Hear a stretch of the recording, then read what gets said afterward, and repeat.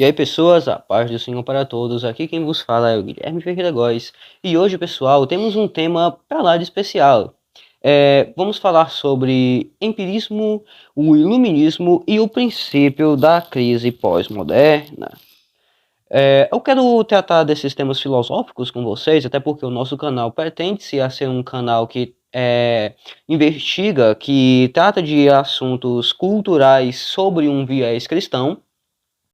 Mediante a esse fato, é muito importante que nós venhamos a falar de filosofia, não é mesmo? Bem, alguns podem até pensar, Guilherme, você deveria trazer a priori os pré-socráticos, depois começar pela a Grécia clássica, trazer uma evolução da filosofia. Seria realmente uma ótima ideia. A questão é que é o seguinte, gente, estudar é uma coisa muito complexa, não é fácil a gente conseguir estudar e eu quero trazer um conteúdo robusto para vocês. Eu acredito que a gente não tem mais muito tempo aqui nessa terra. Os sinais da vinda de Jesus Cristo estão aí. Só não vê quem não quer. E é o seguinte, eu quero transmitir o máximo de conteúdo que eu conseguir para vocês, para poder ajudar vocês a se tornarem pessoas melhores, pessoas mais evoluídas, pessoas mais pensantes, né? O famosa parábola dos talentos. A parábola dos talentos é um ótimo guia para nossas vidas. É um ótimo guia para nossas vidas. Mas sem mais delongas, vamos logo começar sobre aquilo que seria o princípio desse movimento pretensamente filosófico. Os aspectos comuns entre os empiristas, um dos aspectos, no caso, seria a crítica ao inatismo. Os empiristas não acreditavam que certas ideias inatas poderiam existir dentro do ser humano e que apenas as pessoas poderiam experimentar as coisas e conseguir, assim, aprender, ter suas próprias impressões com o passar do tempo. Que todos seriam, né, como disse John Locke, é claro que aqui nós não chegamos em John Locke ainda, mas eu acho que é um bom presságio do que viria a ser a filosofia de John Locke, da tábula rasa. A pessoa é como uma folha em branco que com o tempo vai se escrevendo coisas e tal. Eu acho que isso já é um presságio daquilo que esse movimento viria a se tornar, porque, não é, convenhamos, até mesmo animais têm certas impressões que são inatas deles. O ser humano realmente é um ser bem mais um ser que tem muito mais faculdades do que um animal. Não é nenhum absurdo pensarmos que realmente a gente tenha, de fato, ideias que são inatas na gente e, pelo menos teoricamente, esse tipo de problema só viria a ser resolvido com Kant. Só viria a ser resolvido com Kant. A Inglaterra foi o berço desse movimento empirista e eles buscavam se afastar da filosofia especulativa. Né? Para que a gente ficar pensando em metafísica? Para que a gente ficar pensando em coisas que são transcendentes à matéria? Para que ficarmos pensando em coisas que são mais elevadas do que nós mesmos, não é? Não, vamos mesmo reduzir o ser humano a um mero animal. A gente consegue perceber, cara, como que realmente isso foi e ainda é um sinal dos tempos? É um sinal dos tempos e nós colhemos ainda o fruto dessas coisas ainda hoje. Não é à toa que é na sociedade pós-moderna, depois da modernidade, depois desses movimentos empiristas, desses movimentos iluministas, que veio surgir essa onda de materialismo, essa onda do cientificismo e todas essas coisas que a gente sabe que são, na verdade, pelo menos no mínimo, se a gente não tentar pensar se a gente não tentar pensar em uma moral, é no mínimo um bloqueio à capacidade da pessoa de aprendizado realmente, porque você está se limitando à caverna do Platão. Você pega na analogia do mito da caverna do Platão, você está se limitando a ficar preso na caverna. Os principais representantes do empirismo foram Francis Bacon, Thomas Hobbes, John Locke, David Hume. Francis Bacon, né? Lembrando, gente, eu acho isso muito louco. Francis Bacon foi o autor da Nova Atlântida. A história de Atlântida, inclusive, é uma história muito interessante. É uma história que fala muito sobre a nossa realidade, sobre o nosso mundo atual. Vou deixar uma live do professor Guilherme Freire falando sobre a história de Atlântida aqui para vocês assistirem. Realmente é uma coisa muito boa. E assim, é onde o Francis Bacon idealizava realmente o Novo Mundo, as Américas, como uma sociedade pós-cristã. Lembrando aqui, tá, pessoal, que a Nova Atlântida, na verdade, ela é um livro que foi escrito por Francis Bacon. E ele é realmente esse livro em que ele idealiza o Novo Mundo como uma sociedade pós-cristã. Porém, o mito original de Atlântida, na verdade, é um mito grego, é um mito muito, muito, muito antigo que veio séculos antes de Francis Bacon. Pelo menos assim, eu não consigo rastrear a data precisamente para vocês, não consigo rastrear o período histórico em que esse mito surgiu, mas Platão já falava sobre esse mito, então assim, é pelo menos alguns séculos antes de Cristo. Só para vocês terem uma ideia, o mito de Atlântida, o original, realmente é um mito muito bom, e a versão do Francis Bacon, assim, não é uma coisa tão interessante não, tá? Só para deixar claro para que ninguém se confunda. Assim, não existe nenhum tipo de conspiracionismo nesse sentido, cara. Os caras, eles não... Muitos deles queriam realmente destruir a religião. Thomas Hobbes, o autor do Leviatã, o que o cara, ele queria? Assim, empirista. O cidadão, ele tentou entender o ser humano da mesma forma como a mecânica dos corpos, ele tentou entender o ser humano de uma forma muito materialista.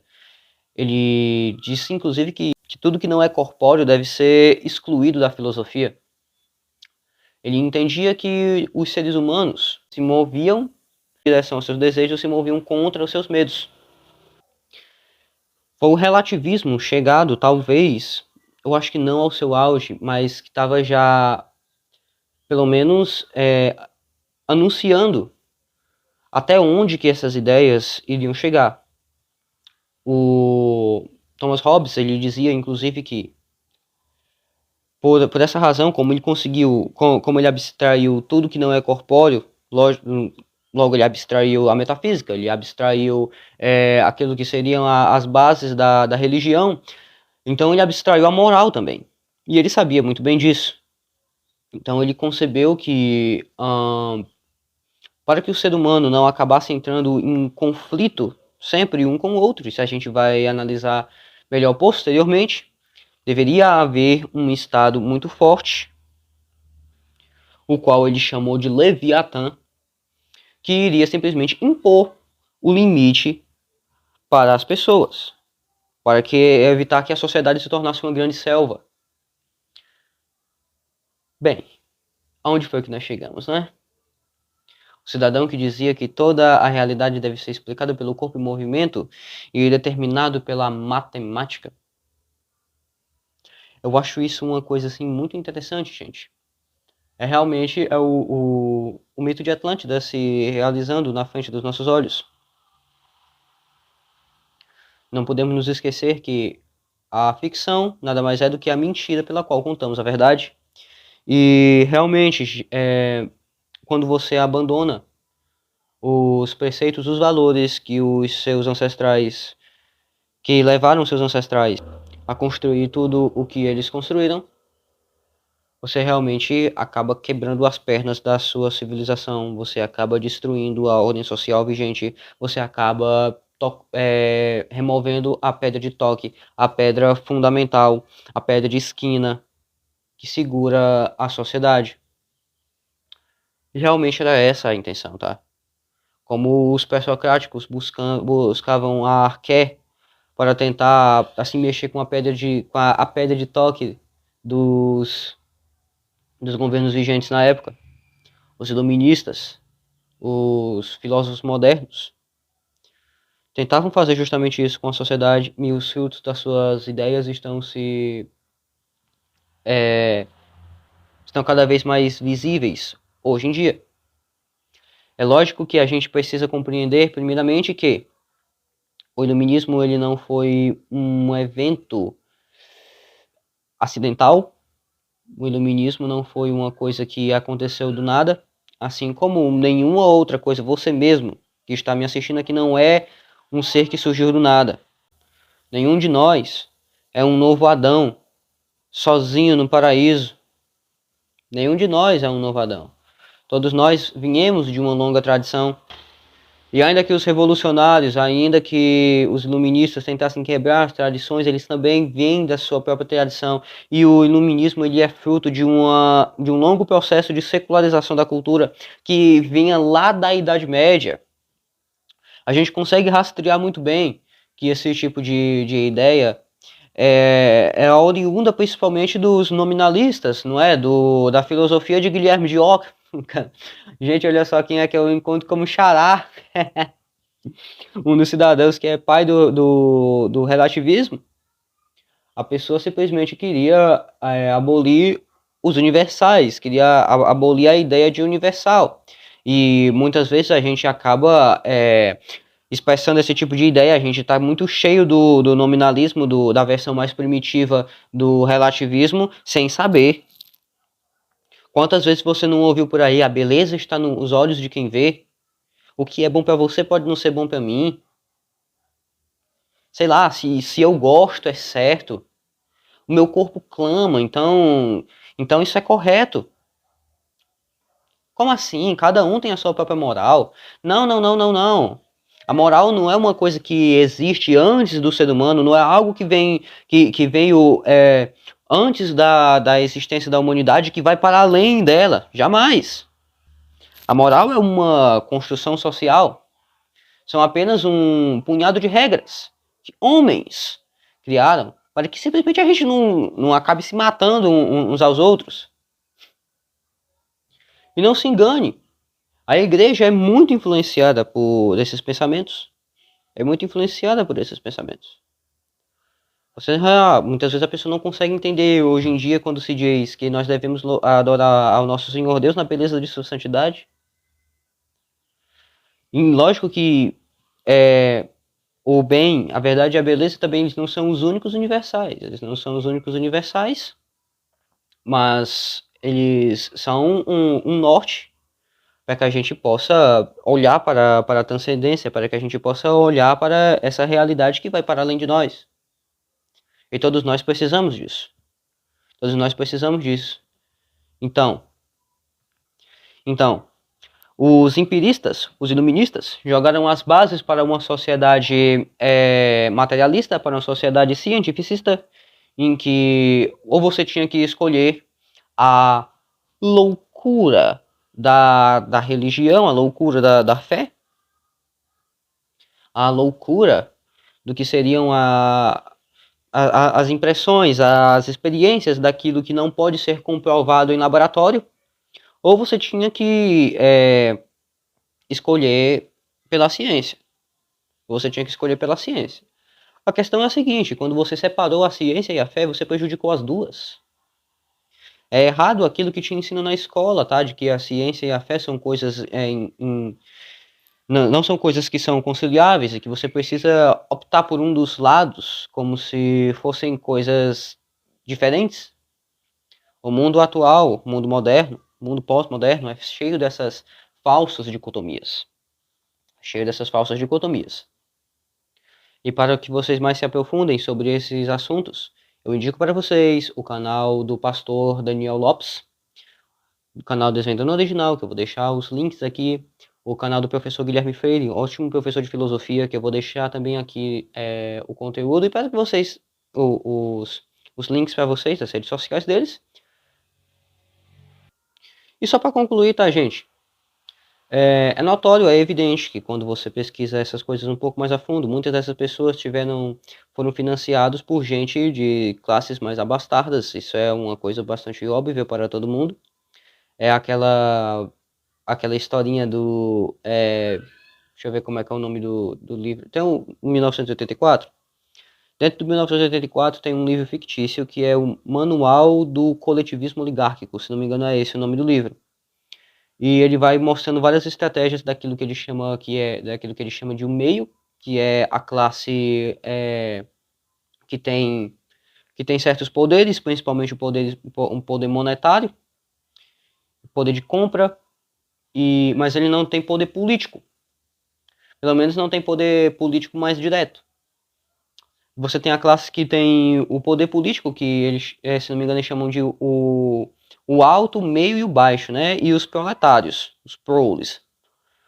Então, ele vai mostrar como é que eles usam como é que o meio, que eles chamam de o meio, usa os proles para poder derrubar os que estão no alto, e assim o meio se torna um novo alto e joga os proles de volta para baixo.